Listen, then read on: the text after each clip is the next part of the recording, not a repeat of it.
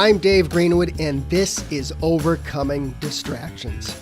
If you are an adult with ADHD, a busy professional, an entrepreneur, a high achiever, or just need some strategies to navigate your adult ADHD, you're in the right place. Who am I? I'm an entrepreneur with ADHD and the author of 2 books, Overcoming Distractions and Overcoming Burnout. I coach and mentor people just like you, and together we navigate the ups and downs of adult ADHD. From getting out of our own way to helping people just like you thrive in the workplace. That's what I do.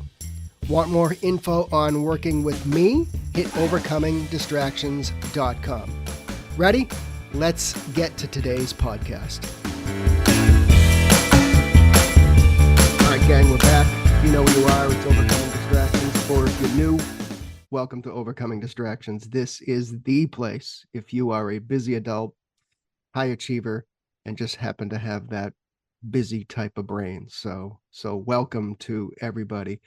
I have my coffee, and if you know me by now, if you've listened to me for any length of time, you know that I actually don't speak to anybody without any coffee in me. So don't even try to ask me even a simple question in the morning until I've got my coffee. So, but I got a deal for you here. So to support me and the podcast, you can go to buymeacoffee.com/overcomingd.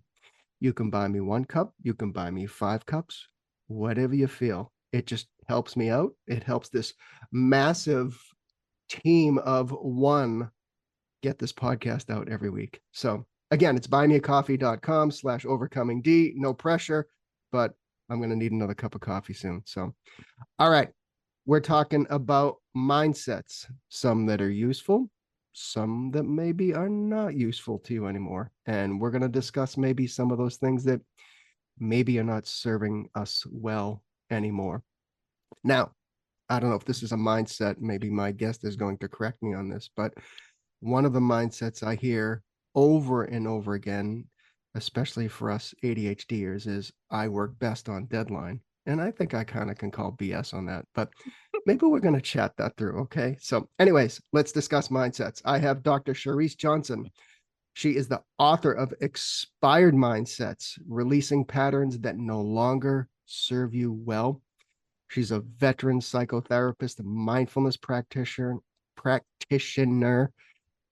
She works in the intersection of trauma, somatic integration, spirituality, social justice, and she's the founder of Jade, Integrative Consulting and Wellness. She practices those personal values, a search for meaning, and that power of choice. Did I get that all right? Perfection. Your coffee is working for you. Look at that, huh? All right. And we're recording on Friday, so I need a little extra coffee. So absolutely. Yeah. So tell us first a little bit about the book, why you wrote it, and then let's kind of dig in to try and, kind of helping our audience.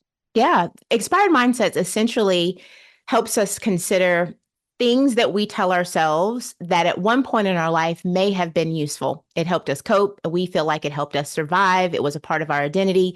And then we get to a point that we realize the more I continue to tell myself this same thing, it's not working the same way. It's not having the impact that I need.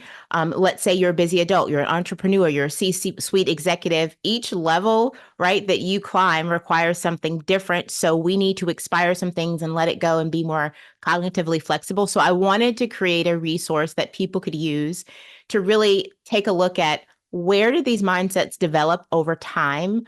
Where is my attachment to them, and what am I missing out on by not letting them go, as well as what are some tangible ways I can work on exchanging them for a better mentality or just a more adaptive mental capacity?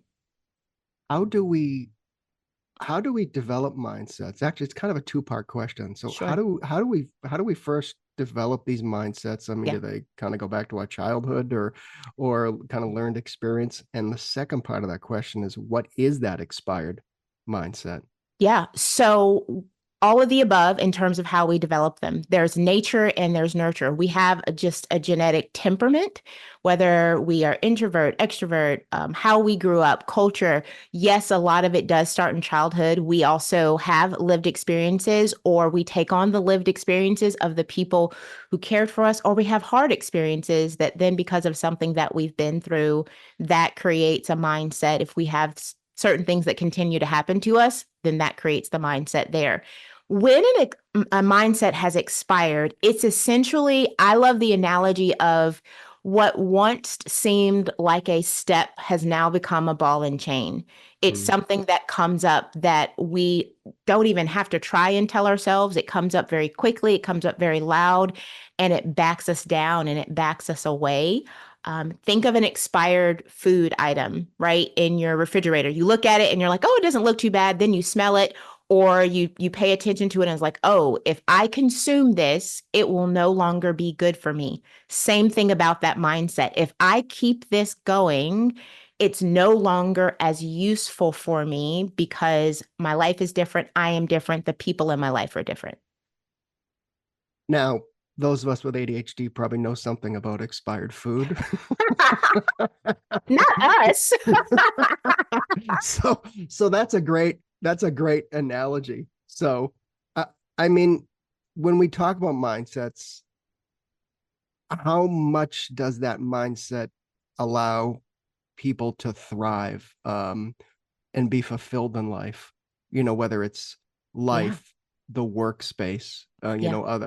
other areas of life. How important are those mindsets to actually allow us to thrive? Because I know, people come to me to work out certain challenges. Now I Hmm. don't call myself an ADHD coach. I'm an Hmm. entrepreneur, ADHD. I've written a couple books. Uh-huh. People come to me to work on kind of like the mechanics, but a lot of Yeah. it kind of revolves around maybe reworking the way they work, and they had a mindset or a belief of how they Yes. worked, and when we work together and unpack things, Hmm. we find out maybe differently. So how important is Yeah. that mindset to actually be able to thrive and be fulfilled? Yeah, it's extremely important because we become what we believe.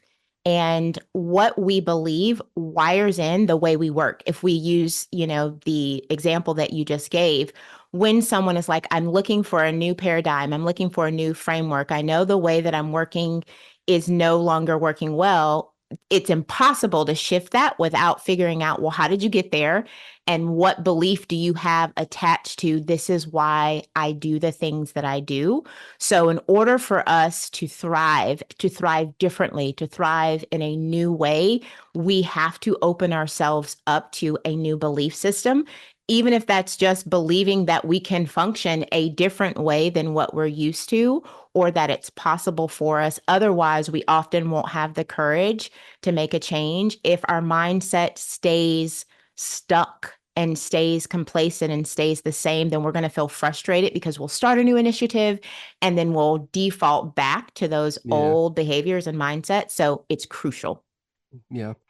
I know, and I've spoken to so many adults with ADHD. They're in that demanding career. They're Yeah. entrepreneurs.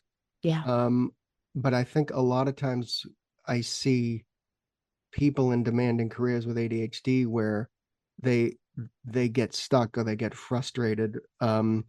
Things aren't working, the workload is piling up, they're Hmm. working in chaos. But it doesn't take long for us to figure out that not everything was our fault, Yes. that and that's because they call, whether it's me or somebody else Hmm. like yourself or something, to Hmm. say, what, I'm having a really tough time getting through my days and my weeks, and I Hmm. need to change things. But Hmm. then when we unpack things a little bit, we're like, you know what, you're working in chaos, and there's certain things that you can control and there's Hmm. certain things you cannot control.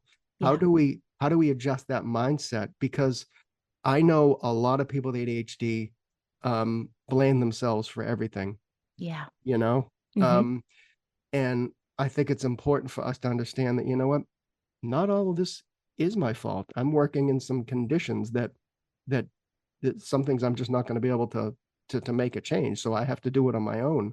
in Yeah. terms of what I can control, right? Yeah, yeah, absolutely. I believe I want to say, just to hit this point, a lot of us blame ourselves for not functioning well in the chaos because that is often planted when we're younger. Yeah, We were in environments that were very rigid and gave no room for us to operate the way we are designed. yeah, So it has created this, I have to be better, I have to be different. It's always on us. But being able to kind of make peace with who we are and advocate for ourselves means we have to know what conditions do I need as an entrepreneur to succeed? What kind of team do I need to be around? How much time do I need in order to accomplish something in a way that works well for my brain? How much room do I need for creativity? But it is extremely important not to ever believe that it's all your fault because environment absolutely matters and matters a lot for the ADHD brain. yeah. And I think would you go as far as to say that having a mindset of these are the things I can control and these are the things that quite frankly I need to let go, is that a mindset, or is that just a way of thinking, or is that just, Mhm. how do what It's both, right? yeah, It's a way of thinking that is a very healthy mindset. Let me look at the environment that I'm in. How am I responding to these stressors and the pressure? How much of what I'm responding to did I actually cause?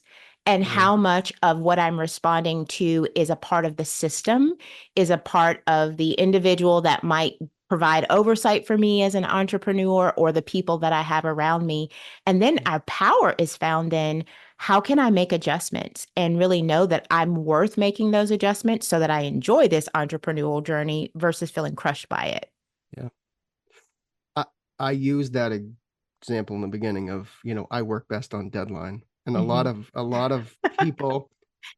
of people kind of train themselves like in college or, at university where they stayed up till 4 in the morning to get the paper done. That was just, you know, Yeah.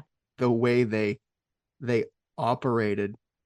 But I have found that when I have worked with people that they actually don't work best on deadline, if we can kind of figure out a way to Yes. um plan accordingly or smooth out their weeks or their Yeah. energy management and time management and Yes. those certain things. How how did we get to a place where we told ourselves something that isn't necessarily true? How did we get there? You know, Part of how we get there, the most primary way that we got there is it became habit. The habit was we waited and waited and waited until our brain, our neurotransmitters felt that push Yeah, that allowed us to get into that prefrontal cortex where that focus and that executive functioning is. So once we do that a few times, then the belief becomes, I work best under pressure.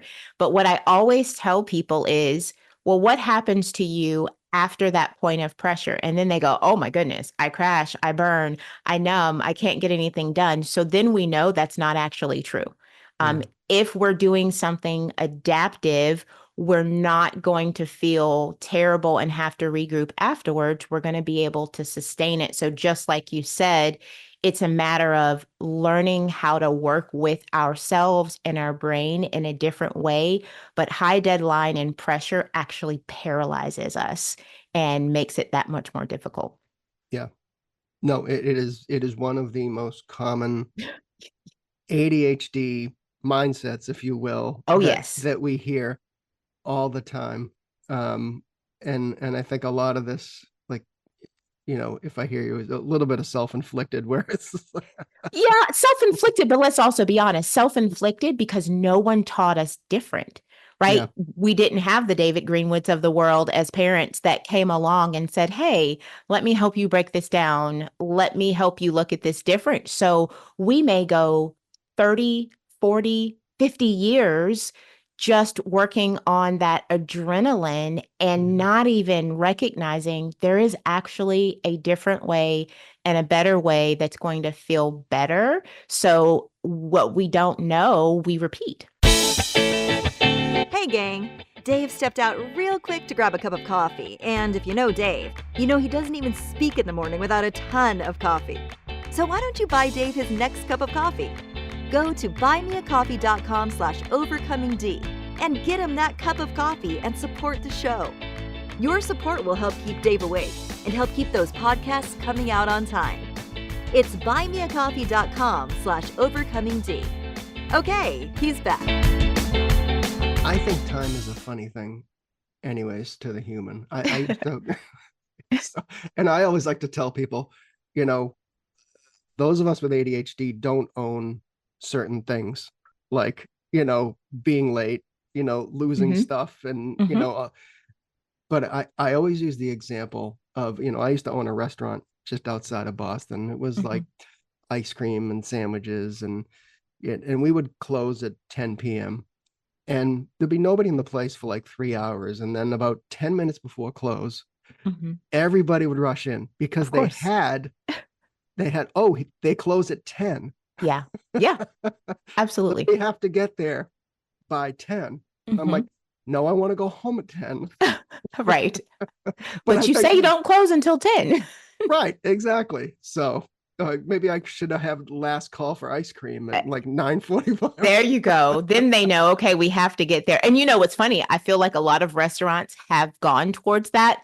Like, we stopped serving anything other than, you know, this thing that can be served in 5 minutes just to prevent that dynamic. But people like us will go, but you said, just like when you have a deadline, we won't, you know, meet the deadline early. We'll go, well, I've got 5 more minutes to look at this one more time before I click submit. Right. And the level of pressure that we place on ourselves is so unnecessary. Right. But let's just make it clear, people, we don't own, us ADHDers don't own the unrealistic time, you know, whatever. So Yeah. you alluded to, you know, some self-awareness, which I think, and I always tell people, I did a rush job on my first book. I also did it because there was a miscommunication with the publisher and I had 2 weeks to actually. Wow. You want to talk about, you know, so I did a rush job, but I fully admit that I would rewrite that book and I would spend a large chunk of time on self-awareness, because I don't think, especially in the ADHD world, that we talk enough about self-awareness. We talk about, you know, set timers, set reminders, you know, all the, you know, put things in a place where you can remember them, all these kind of mechanical types of things. But I think a lot of us, when we do a little unpacking and a little kind of soul searching, and we begin to kind of understand how we do things, why we do things, and how we can maybe move the needle in our favor, so to speak. So why, generally speaking, why is it, because I know what you talk about in the book, but why is that self-awareness so important to humans and understanding kind of how we operate? Yeah, it's a crucial aspect of us being able to step back and observe who we are and be curious about who we are versus judge who we are. When we do things based on timetables and, you know, setting a timer and all those things, there's still a push, there's still a demand. There still is then this pressure of, I have to be able to change immediately, even though I may not understand the change or it hasn't really integrated into who I am. But when we take time to become self-aware of how I got here, we are more likely to sustain the shift that we want to make. I even will use that word in the book, shift versus change, because some of us may be resistant to the dynamic of change, or change usually makes us feel like it needs to be big and huge and all across the board. Whereas a shift is like driving a ship and knowing that when a ship wants to shift course, it's just a few dials at a time that's slowly redirected, and that feels more approachable. So self-awareness is approachable. It allows us to be curious about, man, I wonder how I did get here, without the judgment. And then that usually leads us to approach a shift or an active move into a different paradigm with, I want to do this and I understand why, versus I'm feeling forced or bad because I'm not a certain way. I love that shift versus change, because you're right. I Yeah. think, some people want to change like Yeah. drastically. They're tired of the way they're working or operating, but doing a complete 180 as to Mhm. how you operate or conduct your work or run your business Yeah. probably is unreasonable and not going to stick. So Correct. yeah. And we don't want to change to the point of losing who we are. I will often tell others who are ADHD entrepreneurs, executives, professionals, the way your brain is uniquely wired is your secret sauce. It is what makes you incredible. It's what allows you to do what you do the way only you can do it. So we want to really prevent you from feeling like you need to change and become something different. And then you Yeah. don't feel like yourself anymore. That's not the goal. Right. In your profession, Mhm. when you are working with people on that very thing, that self-awareness, trying to kind of figure out how somebody got to a certain place, Mhm. and the negative things come up, Mhm. um how how do you work with that together? Mhm. Because I would imagine some people that have to go through a process again with a professional like you. I mean, Mhm. I barely got to welding school, so I'm far from I'm far from a doctor. But how do we how do we how do we turn, I guess, pain into growth, so to speak? Sure. A big part of that is reframing, or this may be more familiar, rewriting your narrative. Hmm. So you have this specific mindset or thought that we will often kind of recognize this is a limiting belief for you. As long as you continue to believe this way, it limits what you'll try, how you'll step out. And so we start with writing it down and then going, what words in what you wrote are you willing to replace and renegotiate so Hmm. that this thought moves away from being harsh and firm to neutral? And then maybe we stay in neutral for a while. And then are we ready to negotiate those words into something that is more positive and opposite? I know a lot of times people think, well, tell me what to say that's different. Move me from, negative to positive, but that's a big jump that doesn't always Yeah. feel authentic. So it's, can you replace anything in this? So let's say that you're someone and one of your mindsets is, I can never meet a deadline. And that puts you in fear, makes you paralysis. Okay, what can you shift? I can meet deadlines when someone helps me prioritize where to start first. So just even that creates space away from the can't to, here's what I need that would help me. And then from there, they might get to the place where, when I allow people to help me prioritize deadlines and set intentional time to work on things, I'm very successful at meeting that mark. But it's a process so that it doesn't feel immediate. Right. But I imagine that in your role, Mhm. working individually one on one, Mhm. we deal with a lot more than time. We deal with Oh, a yeah. lot of things that y- y- you know I have spoken with a lot of people who have gone through burnout. Mhm. um and I think we throw the word burnout around a little too loosely. Mhm. I've talked to many people that had to take leave of absences, had to leave their job, had to Yeah, literally cut ties with everything, and it got really bad. But it's was more than just time management that got absolutely. them there. It wasn't Yes. just like, well, I just worked my ass off, Mhm. for a bunch of years, and now I'm Mhm. tired. Yeah, There are many more patterns when correct. somebody does that for many years, correct? Yes, there is the constant demand to hyper focus on things, and that pushes us in a certain way. There are the negative core beliefs that have been picked up along the way. There is the fight to feel like you fit in an environment when you don't feel like you belong. There are the things that they say to themselves. There is the lack of sleep due to overstimulation. You know, you say we throw around the burnout a lot.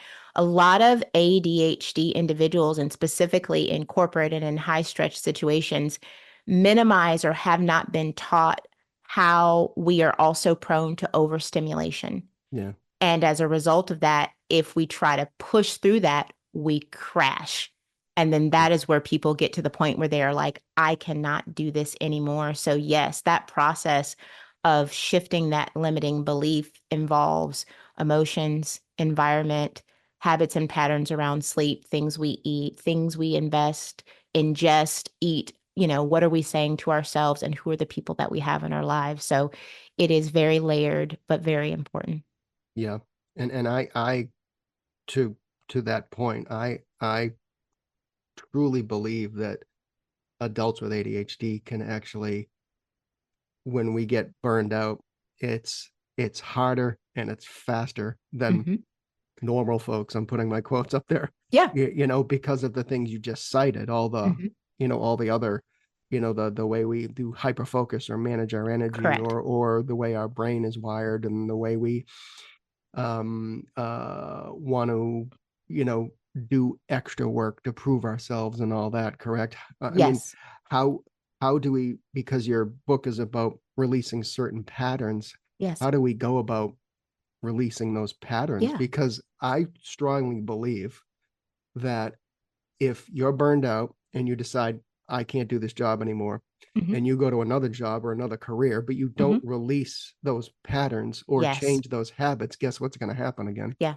Yeah. You'll end up right in the same spot. So much like we Yeah. were talking about before, that's where the self-awareness is so important. So, oh, I can't do this job anymore, but let me also look at what routines and habits and patterns did I have in place? Oh, I would do this for 12 to 14 hours at a time, then sleep, you know, have caffeine for a little bit and do the same thing again. And that's ineffective. And when we can go through that process of self-awareness, and sometimes we do need another person to help us talk through it, it's looking at what do I need in order to maintain any job? What is my threshold? What are the subtle signs that I am being overstimulated, and how do I make adjustments for those, or work in a job that allows the space to go, hey, I need to work from home today, right? Because maybe you need a lower threshold and you recognize that's something that I need to succeed, and what kind of job, you know, placements and environments will allow for that. And that helps you be able to be healthy and have what you need without seeing it as a fault Yeah. as you move forward. Right. Yeah. Because I think that that's an important point for people. There is work to be done, I think, in your area as a psychotherapist. I think there's also the mechanical aspect of like, I can't, I have to change the way I work before I go Yes. back to another job or Yeah. career. I mean, I physically need to work better at managing my time and Yeah. putting up boundaries and Yeah. things like that. And the mindset of how I operate will Yeah. not serve me well in my next role. Yeah.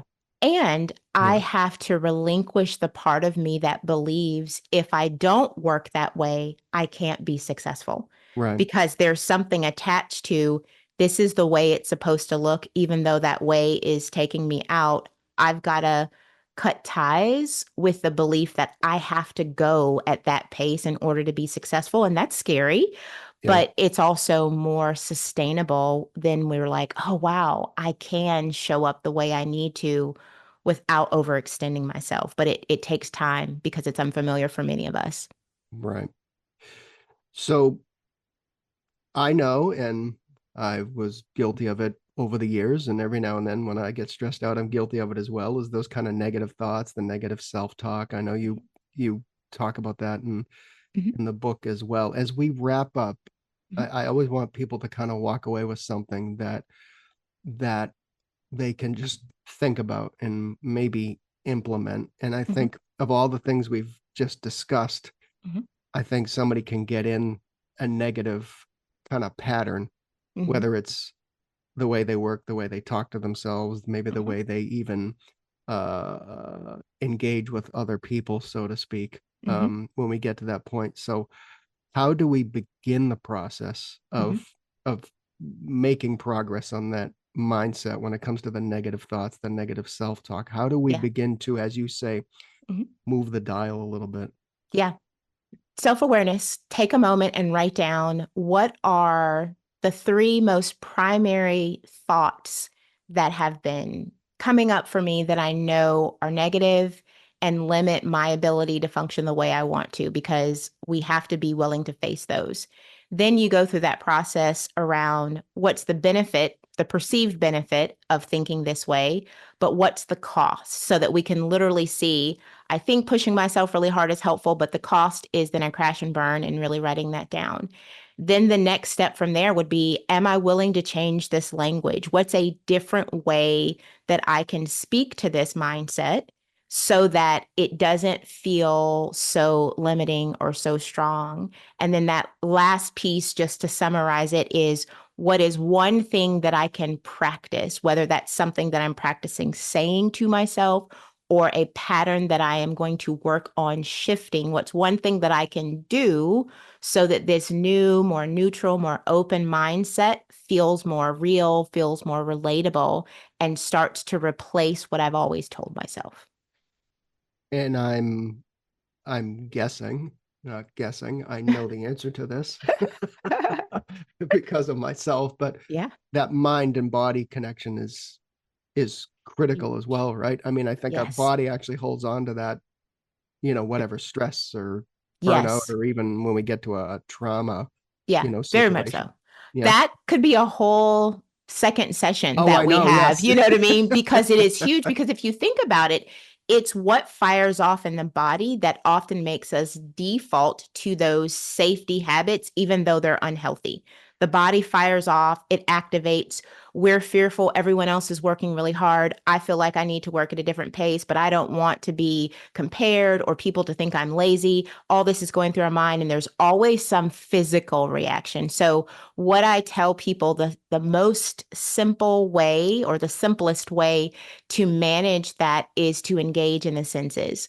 Our five senses are how we bring the body down, which allows us to then think through things differently. So, you know, touching textures that are very helpful and comforting to us, whether it's a smooth rock or a pillow or a blanket.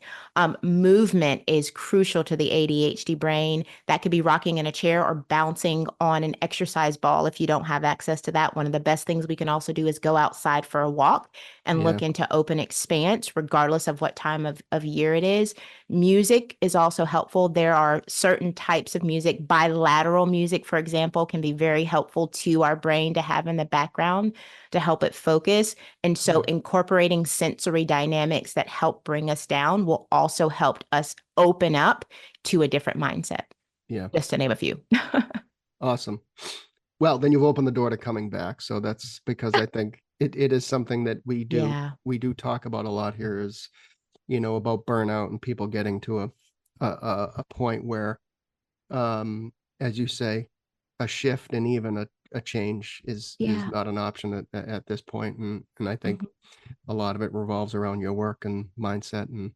releasing those things. So, Yeah. where can people find you?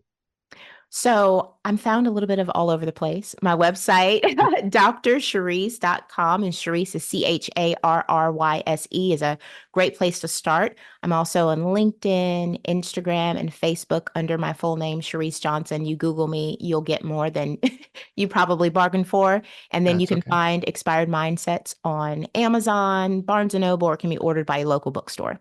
Cool. All right. We will have the links to that, so people can just click right on that and find you and find the book. And you are welcome back anytime. Thank So you. and we can have that part two of that discussion. So Yeah. Thank you for having me.